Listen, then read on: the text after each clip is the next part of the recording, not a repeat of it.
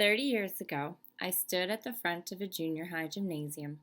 I was the new girl in town and didn't have many friends. I had decided to run for student council and was about to make my nomination speech to the entire school.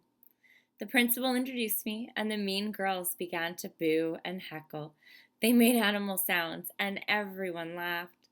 I felt humiliated and held back the tears as the teachers quieted the crowd. My inner light dimmed. I began to play small, fearing judgment and ridicule. All those feelings of inadequacy and all those fears from my teenage years carried through into my adult years and dimmed my light even more. I lived in darkness for the next 20 years.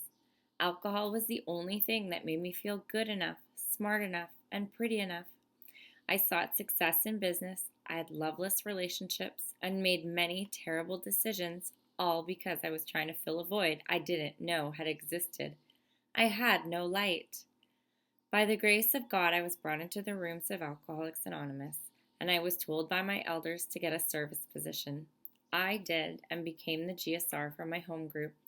I could get away from my children for a weekend and be of service. I could do that. The first voting assembly was in a small rural town where I had a friend. I was excited to see her and attended a small morning meeting where the local town members spoke of how wonderful it was to hear new stories, as they normally only heard the same ones week in and week out from their small membership. Later that afternoon, we broke off into sessions and I was assigned to the remote communities room. I listened intently and light bulbs began going off in my head as they spoke of the need to connect people living in rural communities. And I imagined it could help even more people than that. You see, I had been a single mom. And some evenings I wasn't able to attend a meeting outside of my home, and I realized I could help. I had been using an app to hold business meetings for about a year prior, and our district had been discussing that very idea. At the next district meeting, they discussed the online meeting once again, and I told of my experience at the quarterly conference. I offered to try to set it up. They accepted, and off I went. I remembered seeing a post on social media from a man who had been working in an oil camp up north, and I messaged him, letting him know we were starting an online meeting.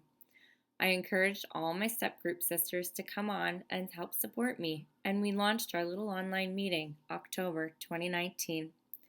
We met every Monday at 8 p.m.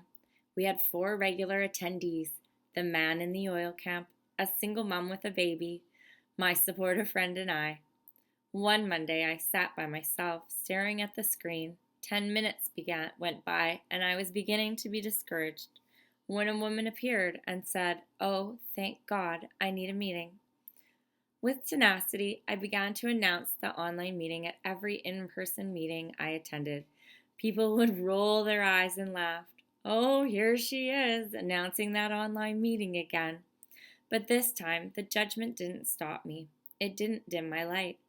I was now a member of Alcoholics Anonymous. I had the program working in my life, and I had God by my side. I had no fear of judgment or not being good enough, so I kept going. I knew this online meeting had the potential to help people. I had heard it firsthand. The little meeting that started with 4 grew, and at the beginning of March 2020, we had 11 members. Then the world changed. My phone began to ring. People were asking about that online meeting that I had announced all those weeks and months before. They were desperate. You see, the world had come to a halt. Everyone had been advised to isolate at home, and the in-person meetings had begun to close. Fear had begun to set in, but I was prepared. I had the tools already ready in my AA toolkit, so I put them to use. Within a day, that little Monday night meeting was a twice-a-day, 7-day-a-week worldwide fellowship, carrying a message of hope in a dark time. But not only did it bring hope in a dark time, I witnessed a sort of rebirth in the fellowship, a spiritual awakening of sorts. Old school AA, that which I had been given, was now easily accessible to people who had never experienced it. People were excited about the Big Book again. It felt as though new life had been given to AA. I write this on day 43 of isolation. In those 43 days, we have had over 40,000 members from around the world visit our little online meeting. We have had newcomers, some who have never been to Alcoholics Anonymous before. We've had people come back. We've had celebrations of milestones and have shed many tears. But a fellowship has grown up amongst us, and we have become fast friends.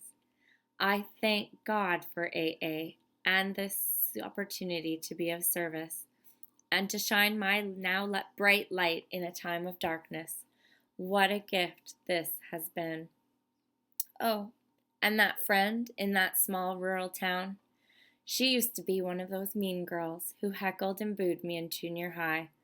God truly works in mysterious ways, as she was one of the lights that shone bright through my first year of sobriety. Life has truly come first circle, and it is a miraculous thing.